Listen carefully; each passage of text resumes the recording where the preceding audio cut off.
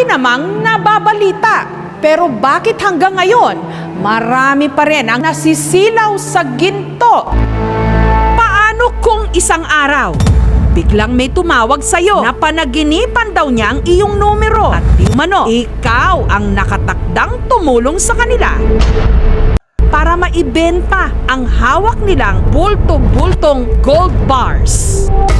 Ginto na kung nagkataon daw, nagkakahalaga ng 26 million pesos kada piraso. Sino ba naman daw ang hindi masisilaw? Katulad na lang ni Alyssa, hindi niya tunay na pangalan. Katunayan, heto raw ang di manoy gold bar na ipinabibenta sa kanya. Hugis parihaba, madulas, makintab.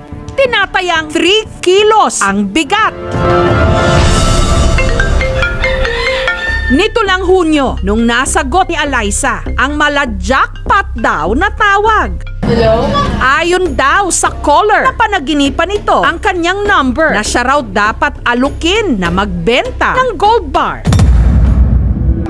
Ayon sa caller, ang mga gold bar nakuha raw sa Yamashita River sa Bukidnon. Nung naghukay daw kasi sila sa isang balon, nakakuha sila ng gold bars.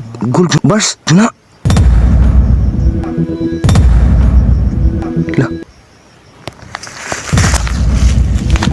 Sabi nila, kayo lang talaga ang makakatulong sa amin kasi nakakita daw sila ng form ng parang kabaong. Siyempre, naawa po kami kasi wala na po daw silang makain. Nakausap din ni Alyssa ang caller at ikwinento daw nito kung gaano kahirap ang kanilang buhay. Kaya ang mga gold bar na lang daw ang inaasahan nilang tsansa makaahon. Naawa po kami kasi yung kinakain daw po nila, yung uod na nasa niyog, sinawsaw daw po nila sa asin. 3 tao raw ang nakipagkita kina Alyssa. Di umano, galing pa ang mga ito sa bundok. Kaya hiningan pa raw sina Alyssa ng pambayad sa nirentahan nila bayo. Binigay namin diretso yung 5,000 kasi yun yung hiningi para pangbayad ng kabayo. Pero pagdating namin, wala namang kabayo. Kambing lang yun nandun.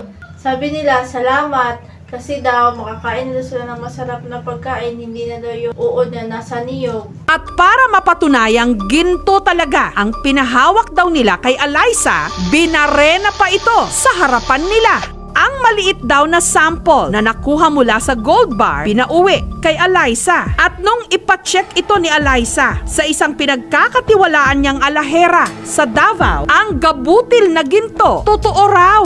Hindi peke. Ang halaga raw nito, humigit kumulang 2,000 pesos. Nang pinasuri po namin sa pawn shop, totoo daw, may 25 carats daw. Ang gold na binigay nila sa amin.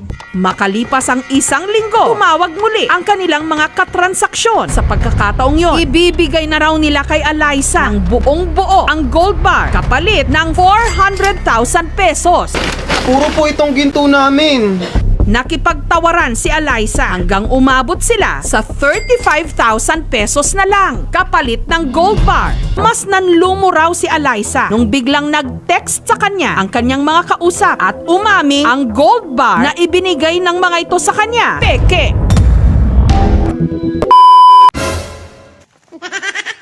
Ayun eh. Wala pa! Ang video ang inyong napanood ay parody lamang ng Kim JS. Kim JS. Please like, share, and subscribe sa aming YouTube channel. Kaburing og vlog. Ano to sa mga bashers na to diha. Shout out to tanan. Hamugaway Vlog. Shout out Hamugaway Vlog. Please follow, like, and share sa ilang Sir! Chris Sarmiento Dawsin. Sir, shout out di ako. Binin natin na putag baba niya. O sa katong tanan nga gusto magpa-shoutout, sige, comment lang dire sa ubos kay shoutout na to tanan guys. Basta kay mura to. Ang giingon na mo, parody ra gini siya. Nakasabot mo, kay parang ulay buno. Ano?